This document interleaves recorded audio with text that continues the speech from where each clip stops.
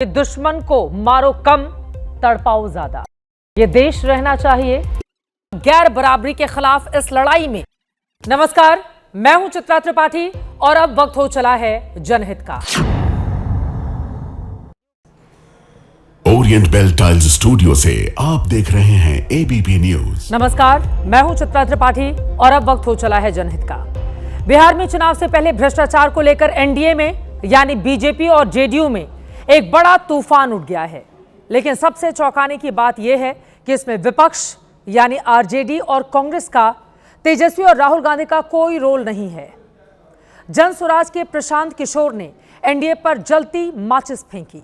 उसे बीजेपी और जेडीयू में ही कुछ लोगों ने हवा देकर आग बना लिया है। प्रधानमंत्री नरेंद्र मोदी का नारा है, न खाऊंगा न खाने दूंगा। लेकिन बिहार में एक नया चुनावी माहौल बन रहा है कि खाऊंगा नहीं, पर तो नीतीश की सोच भी पीएम मोदी जैसी ही है, पर खाने नहीं दूंगा। इसको लेकर उनकी सोच जरा उदार सी है। क्या उन्होंने इसकी छूट दे रखी है? दरअसल नीतीश कुमार को घेरे हुए ये जो 5 चेहरे इस वक्त आप अपनी स्क्रीन पर देख रहे हैं, इन्हीं 5 लोगों को लेकर नीतीश सरकार को भ्रष्टाचार में घेरा जा रहा है। इनमें 4 चेहरे बीजेपी के हैं और 1 चेहरा जेडीयू का। ये पांचों बिहार में सत्ता के बहुत बड़े चेहरे हैं। लेकिन जैसा कि मैंने पहले कहा, इन 5 नेताओं को भ्रष्टाचार में घेरने का श्रेय तेजस्वी और राहुल गांधी का नहीं, खुद बीजेपी और जेडीयू के लोगों ने चुनाव से पहले एनडीए में ये सुनामी उठा दी है। 50 साल की राजनीति और 20 साल के सीएम करियर में नीतीश कुमार पर अगर कोई 2 धब्बे नहीं टिक पाए हैं तो वो है परिवारवाद और भ्रष्टाचार के। लेकिन करियर के आखिरी दौर में माने जा रहे इस चुनाव में खरीबियों को घेरकर नीतीश पर इनडायरेक्ट जाल जरूर फेंका जा रहा है। पूरा बवाल देखने से पहले इसके 8 किरदार सबसे पहले आपके सामने रखते हैं, जिनमें सबसे पहले हैं प्रथम जनसुराज के संस्थापक पीके यानी प्रशांत किशोर, जिन्होंने एनडीए के 5 नेताओं पर भ्रष्टाचार के गंभीर आरोप लगाए। 5 नेता जिन पर आरोप लगाए गए हैं उनमें पहले हैं बिहार के डिप्टी सीएम सम्राट चौधरी, दूसरे हैं ग्रामीण कार्य मंत्री अशोक चौधरी, तीसरे हैं बिहार के स्वास्थ्य मंत्री मंगल पांडे, चौथे हैं बिहार के बीजेपी अध्यक्ष दिलीप जायसवाल और 5वें हैं बीजेपी के सांसद संजय जायसवाल। और पीके की चिंगारी को हवा देकर आग बनाने वाले किरदार भी अब आपके सामने रखते हैं, जिनमें पहले नंबर पर बीजेपी के पूर्व सांसद पूर्व केंद्रीय मंत्री आरके सिंह और दूसरे हैं जेडीयू के सबसे बड़े मुख्य प्रवक्ता नीरज कुमार। तो प्रशांत किशोर से शुरू करते हैं कि उन्होंने नीतीश के 3 मंत्रियों समेत बिहार में एनडीए के इन 5 नेताओं पर भ्रष्टाचार के कौन-कौन से गंभीर आरोप लगाए। देखिए।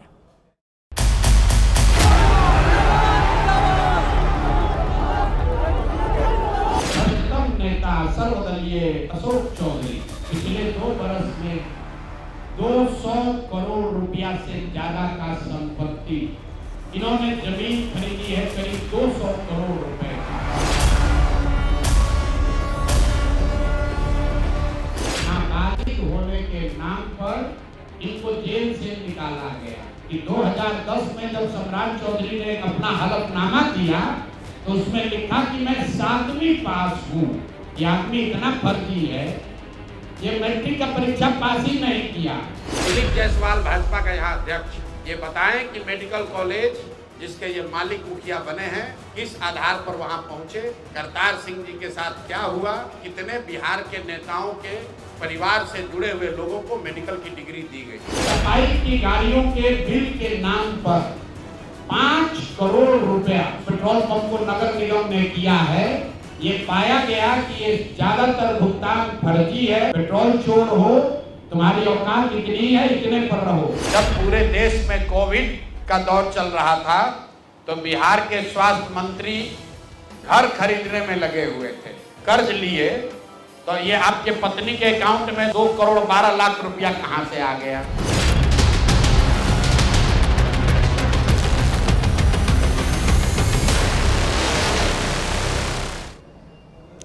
प्रशांत किशोर के आरोपों की फहरिस्त एक बार फिर से आपको पढ़कर सुना देते हैं। दरअसल उनकी ओर से आरोप लगाए गए डिप्टी सीएम सम्राट चौधरी 7वीं फेल हैं।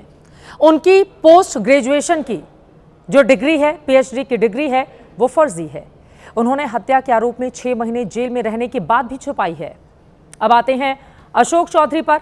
अशोक चौधरी ने 2 साल में 200 करोड़ की संपत्ति बनाई, अपने पीएस के नाम से जमीनें खरीदी, बाद में जमीनें बेटी शांभवी चौधरी के नाम पर ट्रांसफर करा दी। अगला चेहरा आपके सामने रखते हैं मंगल पांडे, स्वास्थ्य मंत्री। उनकी पत्नी के खाते में अवैध ढंग से 2 करोड़ 12 लाख रुपए आए। पांडे इसे छिपा गए। अपनी घोषित संपत्ति में इन पैसों का जिक्र उनकी ओर से नहीं किया गया। अब आते हैं दिलीप जायसवाल पर।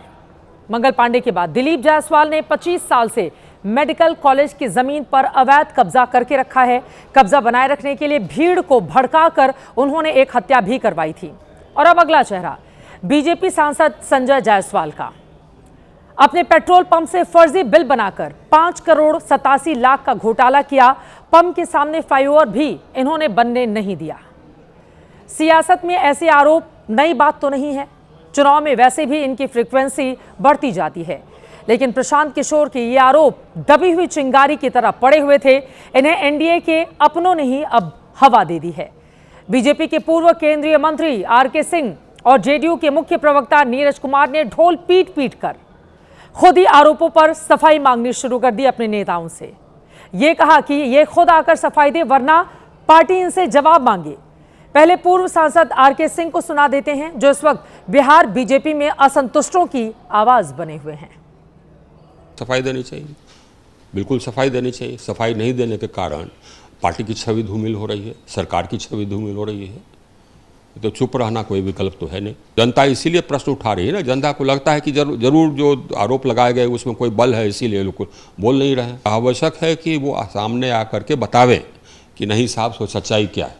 हमको तो लगता है कि अगर इनके पास सफाई नहीं है तो पार्टी को विचार करना चाहिए कि इन लोगों को सरकार में ये बीजेपी अध्यक्ष रहने का कोई औचित्य है कि नहीं। और बिल्कुल ऐसे ही नीतीश कुमार के सबसे करीबी अशोक चौधरी को सबसे पहले पार्टी के मुख्य प्रवक्ता नीरज कुमार ने ही घेर लिया। नीरज ने मीडिया में एक बड़ा बयान दिया। उन्होंने कहा कि मुख्यमंत्री नीतीश कुमार जी ने 20 वर्षों के कार्यकाल में और अपने पूरे राजनीतिक जीवन में अपनी ईमानदारी से राजनीति को नई परिभाषा दी है। उन पर एक पाई का भी आरोप साबित नहीं कोई कर सकता। जिन पर आरोप लगा है वही जवाब दें। नीरज कुमार का बयान आते ही जेडीयू का आधिकारिक बयान भी आ गया है। लाइन तय हो गई है कि आरोप अशोक चौधरी पर लगे हैं तो सफाई उन्हें ही देनी होगी। जिनके ऊपर आरोप लगा है उन्हें इस संदर्भ में अपना जवाब देना चाहिए, मीडिया के सामने आना चाहिए, जनता के बीच इस बात को बताना चाहिए कि अगर वो निर्दोष हैं तो कैसे निर्दोष हैं। सफाई में देरी निश्चित रूप से कन्फ्यूजन पैदा होता है और हम भी यही चाहते हैं। जनता दल यू के सभी लोगों का यही मानना है कि इसमें देर नहीं करना चाहिए, जवाब तुरंत देना चाहिए। हालांकि अशोक चौधरी ने प्रशांत किशोर को काउंटर किया है। उन्होंने प्रशांत किशोर पर 100 करोड़ का मानहानि मुकदमा ठोक दिया, नोटिस भी भेज दिया है। प्रशांत किशोर के आरोप निराधार हैं, ये बताए गए हैं। इनका यह भी कहना है कि बेनामी संपत्ति के आरोप झूठे हैं, मेरी छवि को धूमिल करने का प्रयास किया जा रहा है। 100 करोड़ का मानहानि नोटिस मैंने भेजा है, पीके माफी मांगे वरना मुकदमा भी करूंगा। यह पीके पर दूसरा मानहानि केस है। अशोक चौधरी ने पहला मानहानि केस तब किया था जब पीके ने उन पर बेटी शांभवी चौधरी को 2024 का लोकसभा चुनाव लड़वाने के लिए पैसे देकर चिराग पासवान की पार्टी एलजेपीआर का टिकट खरीदने का आरोप लगाया था। लेकिन डिप्टी सीएम सम्राट चौधरी के जवाब में ऐसा कॉन्फिडेंस नहीं दिखा। मार्कशीट दिखाने की चुनौती और जेल जाने की बात छिपाने के आरोप पर सम्राट ने बस इतना कहा कि उनके जीवन में कुछ छिपा नहीं है। मेरे ऊपर जो भी आरोप है वो सारे सार्वजनिक है। मैं बार बार कहता हूं कि मेरे चीजों को मैं तो सब दिन बोलते रहा हूं कि मेरे ऊपर जो भी मामले हैं वो सारे चीज रिकॉर्ड में स्थापित है। सम्राट चौधरी डिप्टी सीएम हैं, बीजेपी के बड़े नेता हैं। सम्राट चौधरी को बिहार में लोग मुरेठा सम्राट भी कहते हैं। दरअसल 2022 में जब नीतीश बीजेपी से अलग होकर आरजेडी के साथ चले गए तो सम्राट चौधरी ने कसम खाई थी कि जब तक उन्हें सत्ता से नहीं हटा देते तब तक अपना मुरेठा यानी पगड़ी नहीं खोलेंगे। खैर, उनकी शपथ से पहले ही नीतीश वापस बीजेपी के साथ आ गए। यही सम्राट राजी खुशी डिप्टी सीएम भी बन गए। लेकिन यहां पर आगे बढ़ते हुए हम उनका थोड़ा पुराना परिचय आपके सामने रखते हैं। 19 मई 1999 को सम्राट चौधरी राबड़ी देवी की सरकार में भी मंत्री बने थे। जब बागवानी मंत्री बने तब वो किसी सदन के सदस्य नहीं थे। नाबालिग रहते हुए मंत्री बनने पर राज्यपाल ने उन्हें बर्खास्त कर दिया था, क्योंकि साल 1999 में 25 साल के नहीं थे और मंत्री बन गए थे। कोर्ट में दिए गए अपने हलफनामे के मुताबिक मंत्री बनने के वक्त सम्राट 19 साल के ही थे। 1995 में हत्या के केस में जमानत के लिए उन्होंने 15 साल की उम्र बताई थी। इस हिसाब से मंत्री बनने के समय वो महज 18-19 साल के ही थे। उम्र विवाद के बावजूद साल 2000 में पहली बार विधायक बने। अक्टूबर 2005 के चुनाव में उम्र विवाद की वजह से नामांकन रद्द हो गया। 2010 में आरजेडी के टिकट पर जीतकर फिर विधायक बने। फरवरी 2014 में आरजेडी के 14 विधायकों के साथ अलग हो गए।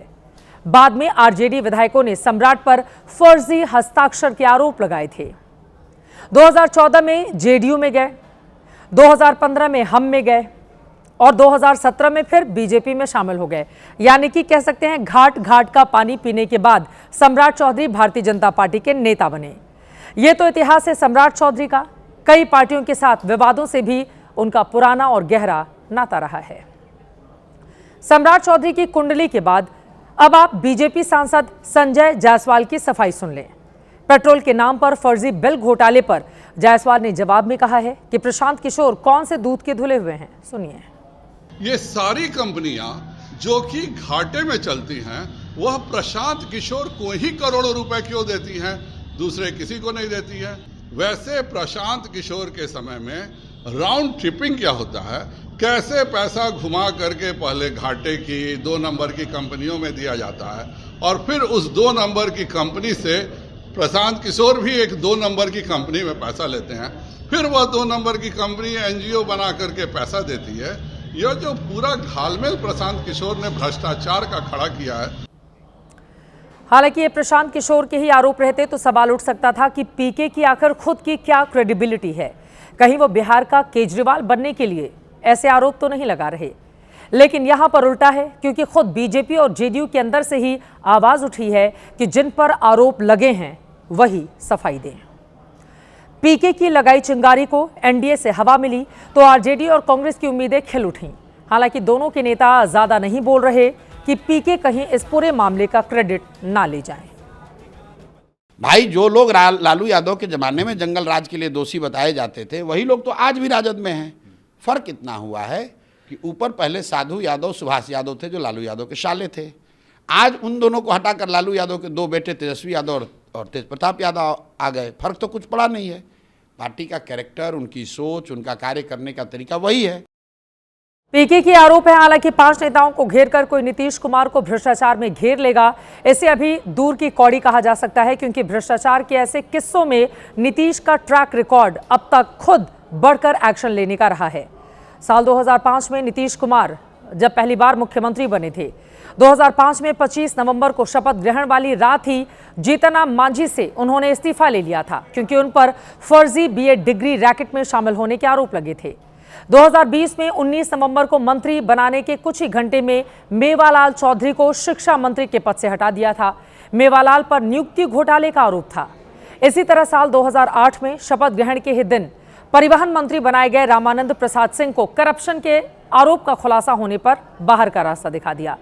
2011 में कोर्ट ने रामाधार सिंह को भगोड़ा घोषित किया, लेकिन वो सहकारिता मंत्री बन गए। जनता दरबार में तब एबीपी न्यूज ने सवाल किया था तो नीतीश ने उसी दिन उन्हें मंत्री पद से बर्खास्त कर दिया।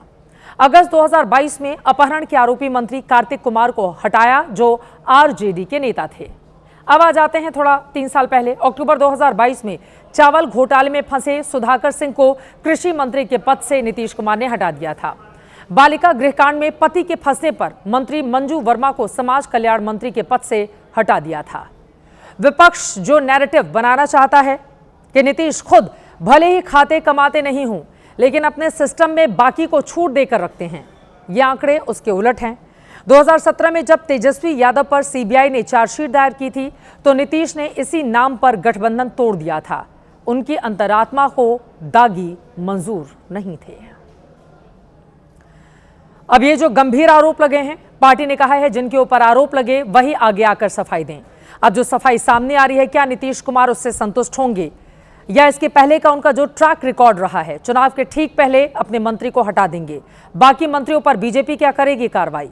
कई ऐसे सवाल हैं जिस पर लगातार हमारी नजर बनी रहेगी और इस तरह के आरोप लगाकर पीके अपनी राजनीति में कितने कामयाब होते हैं यह खबर भी आप तक पहुंचाएंगे। अब जनहित में आगे बढ़ते हुए बिहार से आपको लेकर चलते हैं उत्तर प्रदेश, जहां आज सियासी तापमान काफी हाई रहा। 23 महीने बाद यूपी के पूर्व मंत्री और समाजवादी पार्टी के नेता आजम खान जेल से बाहर आए। आजम को ऐसे वक्त पर जमानत मिली है जब विधानसभा चुनाव में 2 साल से भी कम वक्त बाकी है।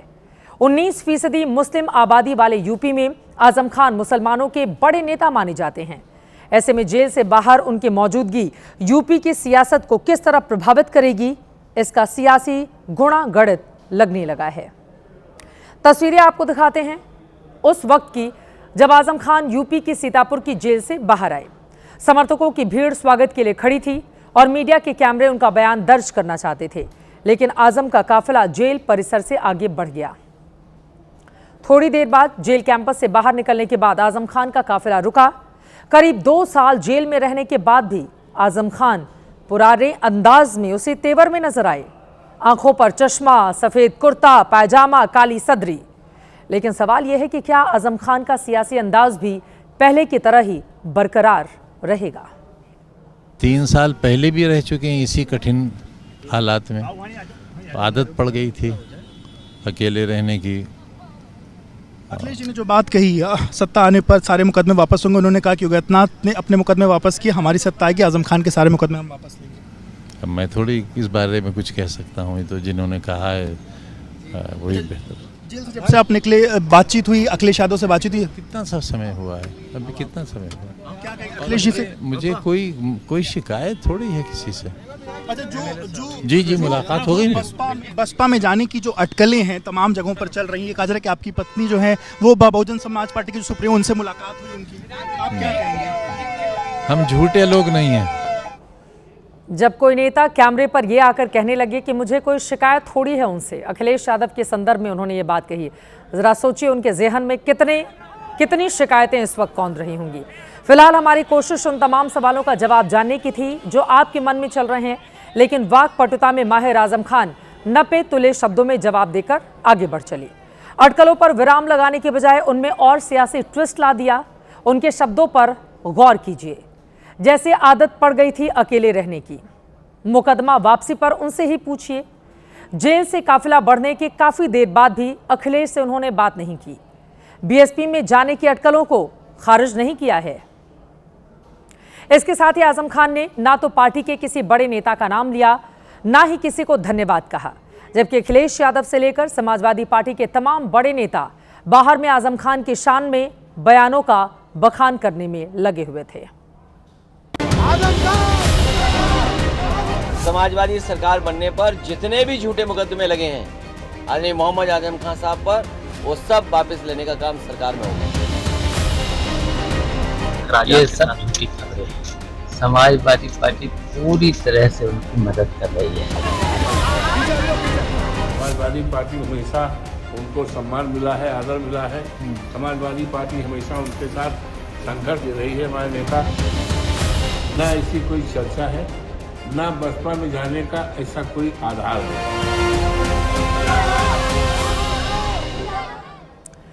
यूपी की राजनीति में एक वक्त ऐसा भी था जब आजम खान की तूती बोला करती थी। समाजवादी पार्टी के MY समीकरण में M का पर्याय आजम खान ही थे। लेकिन जैसे ही साल 2017 में यूपी की सत्ता बदली, आजम खान के ग्रह नक्षत्र खराब हो गए। कानूनी शिकंजा कसा और रामपुर के सियासी किले में भी सेंधमारी हो गई। फरवरी 2020 में आजम खान पहली बार गिरफ्तार हुए। 27 महीने जेल में रहने के बाद 2022 में जेल से बाहर आए। अक्टूबर 2023 में दोबारा जेल जाना पड़ा था। 23 महीने बाद आज जमानत मिली। आजम खान पर 100 से ज्यादा मुकदमे दर्ज हैं। पूरे परिवार पर करीब 250 मुकदमे दर्ज हैं। यानी जमानत पर बाहर आने के बावजूद आजम खान और उनके परिवार की मुश्किलें कम नहीं हुई हैं। उनकी पत्नी और बेटे अब्दुल्ला भी जमानत पर ही बाहर हैं। विरोधी आरोप लगाते रहे हैं कि मुश्किल दौर में समाजवादी पार्टी ने आजम खान के परिवार का ख्याल नहीं रखा।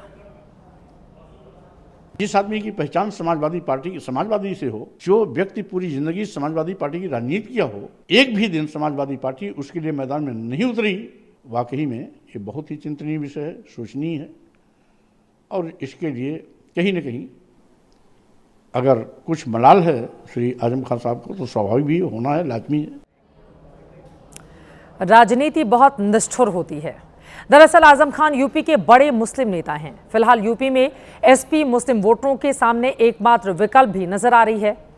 समाजवादी पार्टी के 37 सांसदों में से 4 मुसलमान हैं।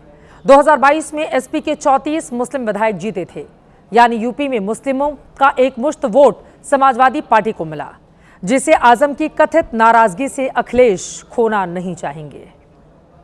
साल 2009 में आजम नाराज होकर समाजवादी पार्टी से चले गए थे, लेकिन दूसरे दल में शामिल नहीं हुए। फिर इस बार उनके बीएसपी में शामिल होने की अटकलें क्यों हैं? 2 तस्वीरें आपके सामने रखते हैं। पहली तस्वीर मुरादाबाद से एसपी सांसद रुचि वीरा की है, जो सीतापुर जेल में आजम खान को रिसीव करने पहुंची थी। दूसरी तस्वीर मुरादाबाद के पूर्व सांसद एसटी हसन की है। बताया जाता है एसटी हसन एंटी आजम गुट के हैं। आजम ने ही वीटो लगाकर रुचि वीरा को टिकट दिलाया। अब जब आजम खान बाहर आ गए हैं, तो एसटी हसन ने अपने शब्दों के जरिए उनका सियासी भाव गिरा दिया। ऐसा नहीं है कि समाजवादी पार्टी से मुसलमान बिल्कुल ही गायब हो जाएगा, ऐसा कुछ। मुसलमान जिस दौर से गुजर रहा है उत्तर प्रदेश के अंदर, उसका पहली प्रायोरिटी यही है कि बीजेपी को कैसे हटाएं। आज का मुसलमान स्वर्गीय नेताजी और अखिलेश यादव जी से जुड़ा हुआ है।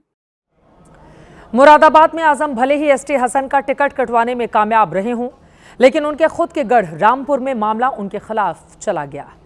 रामपुर में अपना दबदबा कायम रखने के लिए आजम अपने पसंद के उम्मीदवार चाहते थे, लेकिन अखिलेश ने दांव लगाया मोहिबुल्लाह नदवी पर, जो आजम के विरोधी खेमे के माने जाते हैं।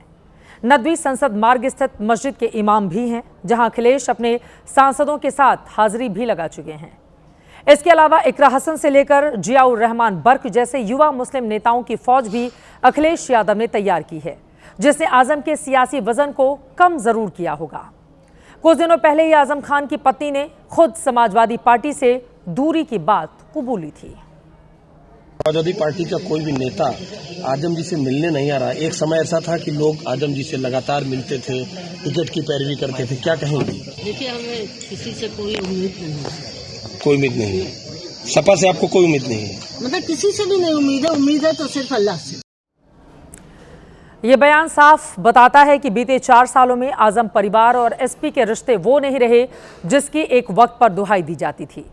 क्या रिश्तों में आई ये दूरी अखिलेश के लिए 27 में सत्ता से खाई तो साबित नहीं हो जाएगी?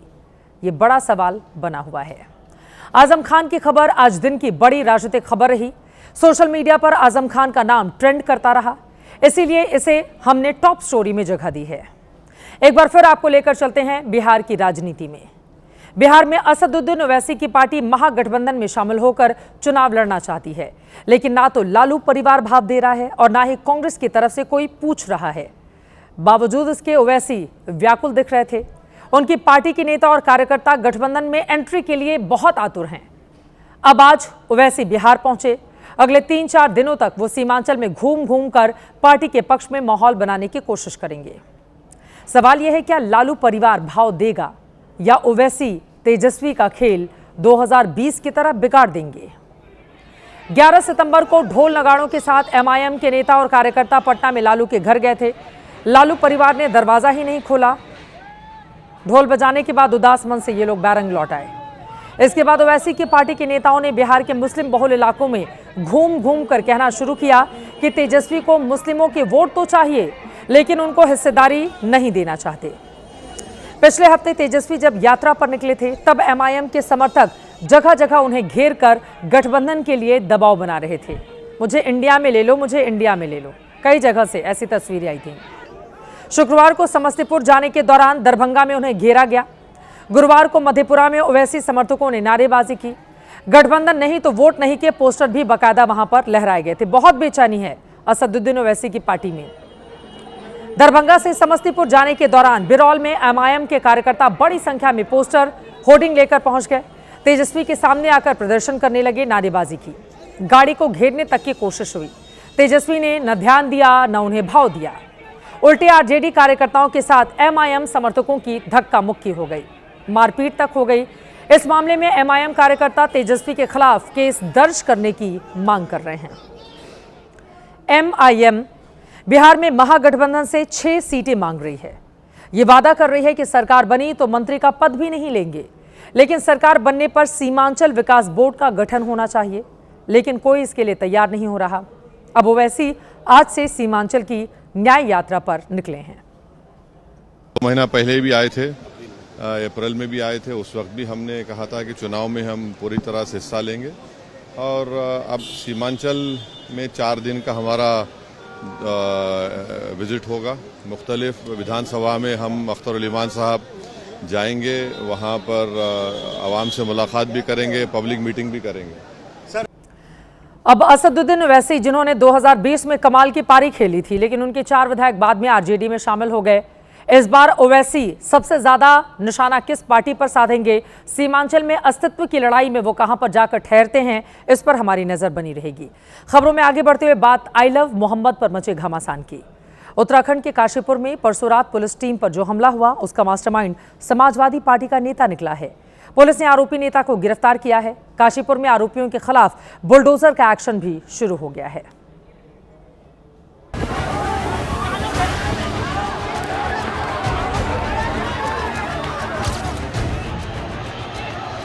रविवार की रात पुलिस वालों पर भीड़ ने हमला किया।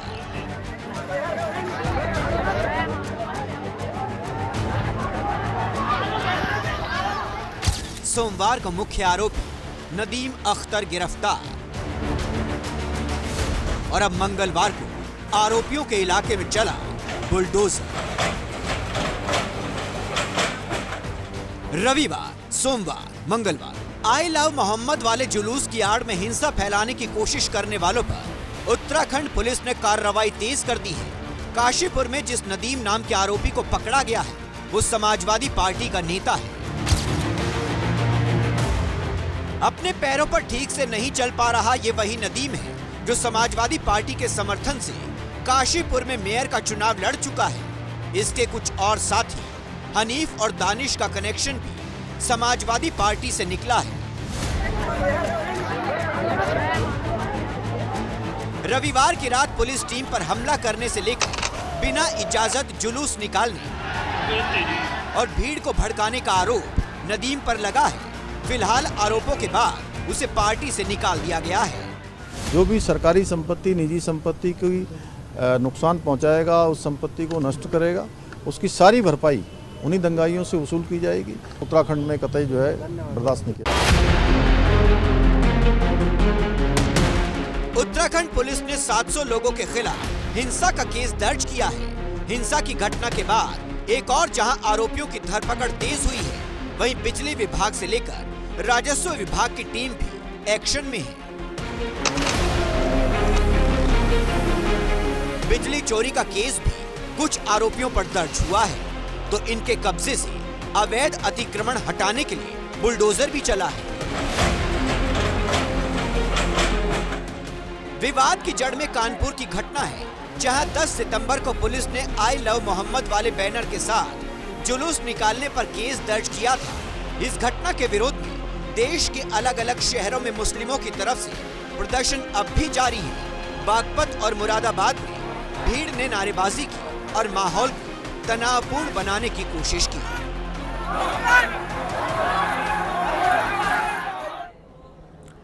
आगे बढ़ते हुए अब बात करेंगे गरबा को लेकर चल रहे विवाद की। नवरात्र के मौके पर देश के कई राज्यों में गरबा पंडालों में एंट्री को लेकर नए नए नियम कायदे लागू किए जा रहे हैं। मुंबई में अब दूसरे धर्म के लोगों को रोकने के लिए पंडाल की गेट पर भगवान वाराह की तस्वीर लगा दी गई है।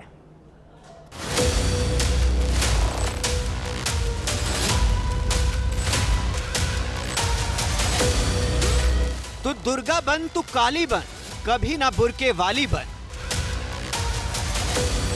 बेटी को परी नहीं शेरनी बनाओ। शस्त्र नहीं उठाओगे तो राष्ट्र खो दोगे। मुंबई में ये अलग अलग तरह के तमाम पोस्टर विश्व हिंदू परिषद और दुर्गा वाहिनी की तरफ से लगाए गए हैं। हर पोस्टर पर संदेश हिंदू लड़कियों के लिए है। गरबा के दौरान लव जिहाद से बचने की अपील की जा रही है।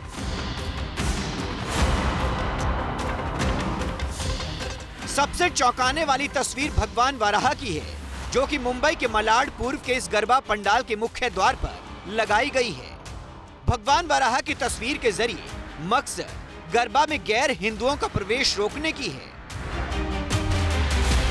जहां हिंदू धर्म में वराह अवतार भगवान विष्णु का रूप वराह रूप पूजनीय है, भगवान विष्णु के अवतार के रूप में पूजे जाते हैं, वहीं इस्लाम में सूअर एक निषिद्ध है। माथे पर तिलक, हाथों में कलावा, आधार कार्ड, गंगा जल से शुद्धिकरण, वराह देवता और देवी माँ की तस्वीर को नमन। जो मूर्ति पूजा को, बुत परस्ती को सबसे बड़ा पाप मानते हैं, ऐसे लोगों का यहाँ इस पंडाल में क्या काम? तो इनके भी कुछ जो मंसूबे हैं वे भी ठीक नहीं। इससे पूर्व हमने देखा है कई ऐसे हादसे भी हुए हैं। गैर हिंदुओं का प्रवेश वर्जित हो। महाराष्ट्र से लेकर एमपी, यूपी और राजस्थान तक के गरबा पंडालों में हिंदू संगठनों की तरफ से इस तरह के इंतजाम किए जा रहे हैं ताकि लव जिहाद जैसी घटनाओं को रोका जा सके। सनातन हिंदू विचारधारा के लोग हज यात्रा में नहीं जाते हैं, तो उनके लोगों को भी जो है गरबा में नहीं आना चाहिए और गरबा के मुख्य दरवाजे पर गोमूत्र रखना चाहिए। गरबा में एंट्री के नियम को लेकर अलग अलग तरह की सलाह नेताओं की तरफ से भी सामने आ रही हैं। इस बीच कई मुस्लिम नेताओं ने मुस्लिमों से अपील की है कि वो गरबा पंडालों में ना जाएं। जनहित की अगली खबर यूपी से है, जहां कल से ही आदेश जारी हुआ है कि गाड़ियों पर जाति का जिक्र गुनाह होगा। जाति के नाम पर ना तो सभाएं होंगी ना सम्मेलन। अब इसके खिलाफ आवाज योगी सरकार के अंदर से ही उठी है। जाति की राजनीति करने वाले संजय निषाद फैसले के खिलाफ खड़े हो गए हैं।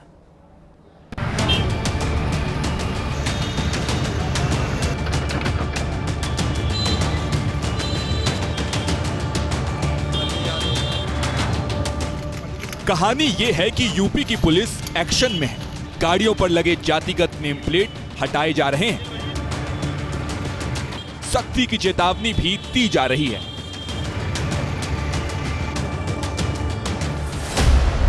हाईकोर्ट के आदेश के बाद यूपी सरकार ने नियम लागू कर दिया है। न तो गाड़ी पर जाति का नाम होगा, न यूपी में जाति के नाम पर नेता रैली या सभा कर पाएंगे। अब इस मामले में नया ट्विस्ट लेकर आए हैं यूपी के मंत्री और निषाद पार्टी के प्रमुख संजय निषाद, जो कह रहे हैं कि जाति के नाम पर राजनीति नहीं करेंगे तो पूछेगा कौन।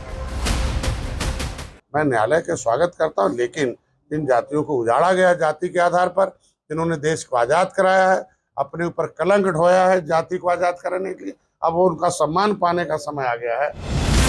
सरकार ने ही नियम लागू किया है। अब सरकार में बैठे संजय निषाद अपनी सरकार से कह रहे हैं कि आदेश को चुनौती दे। बीजेपी का ये बयान जाति की राजनीति करने वालों को नाराज कर सकता है। जाति आधार पर दुर्भावना उत्पन्न करना, दुराग्रह उत्पन्न करना, जाति आधार पर गोलबंदी करना समाज को विभाजन के खतरे उत्पन्न करता है। जाति के आधार पर सत्ता में आकर के सत्ता की मलाई लेते रहे हैं, उनको जरूर इससे आपत्ति हो सकती है, लेकिन जाति और जमात की राजनीति समाज के लिए खतरा है। यूपी में दर्जनों पार्टियां ऐसी हैं जिनकी पूछ इसलिए है क्योंकि वो अपनी जाति में पकड़ रखते हैं। संजय निषाद यूपी में मल्लाहों के नेता माने जाते हैं। ओम प्रकाश राजभर को राजभर समाज का नेता कहा जाता है। अनुप्रिया पटेल कुर्मी समाज की नेता कही जाती हैं। जयंत चौधरी को जाटों का नेता माना जाता है। संयोग से अपनी अपनी जातियों के चारों छत्रप एनडीए की सरकार का हिस्सा हैं।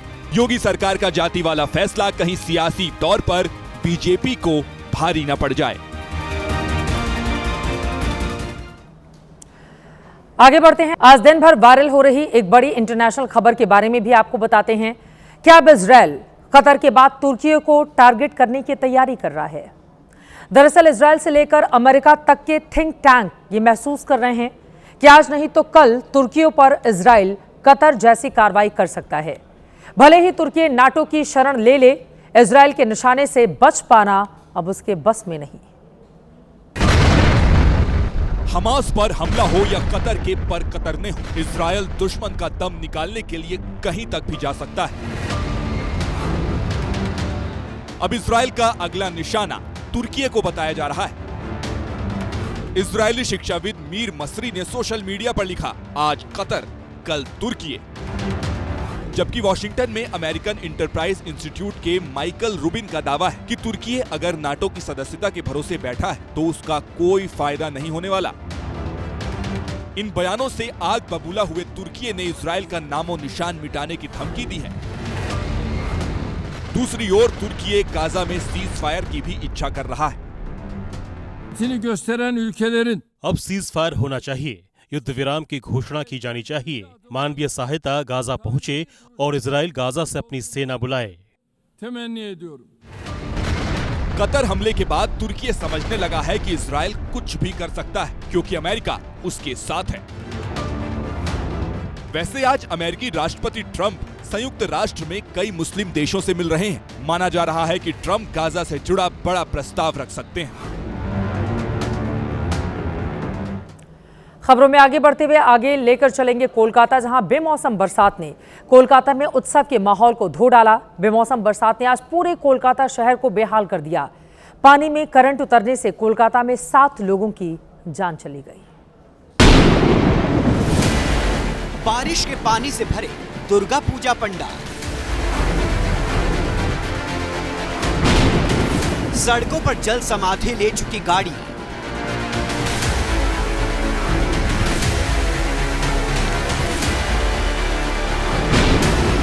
स्टेशन से लेकर प्लेटफॉर्म तक जल भरा। मूसलाधार बरसात के बाद बदहाली के हालात बयां कर रही ये तस्वीरें सिटी ऑफ जॉय के नाम से मशहूर कोलकाता की हैं, जहां मॉनसून ने जाते जाते एक बार फिर ऐसा कहर बरपाया कि उत्सव में डूबे कोलकाता शहर की पूरी तस्वीर बदरंग हो गई।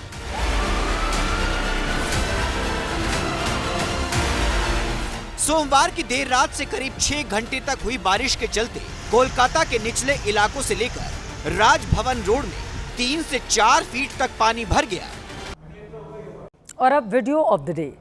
बॉलीवुड के बादशाह शाहरुख खान को अपने करियर का पहला राष्ट्रीय पुरस्कार मिला है। 71वें नेशनल फिल्म सम्मान समारोह में उन्हें राष्ट्रपति द्रौपदी मुर्मू ने यह अवार्ड दिया। उन्हें यह पुरस्कार फिल्म जवान के लिए दिया गया है। 33 साल के फिल्मी करियर में पहली बार यह सम्मान शाहरुख खान को हासिल हुआ।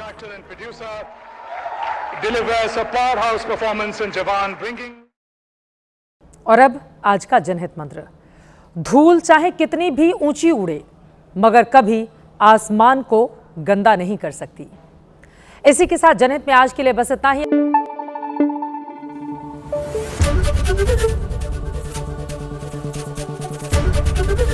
एबीपी न्यूज आपको रखे आगे।